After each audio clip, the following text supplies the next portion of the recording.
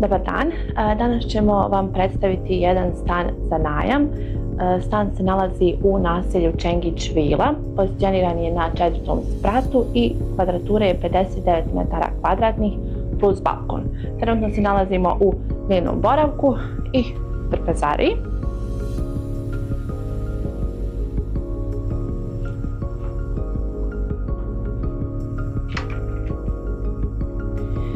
Vamo imamo jednu manju spavaću sobu.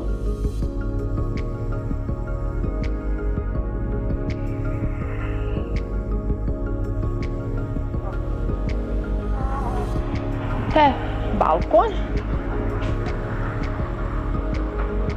sa divnim pogledom.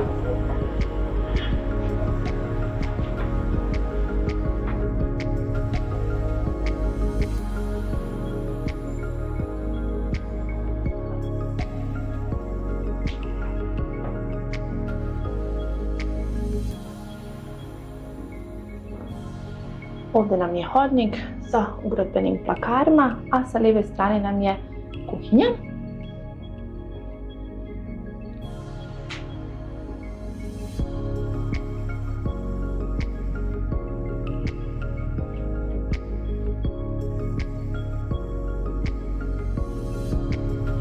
Ovdje nam je kupatilo.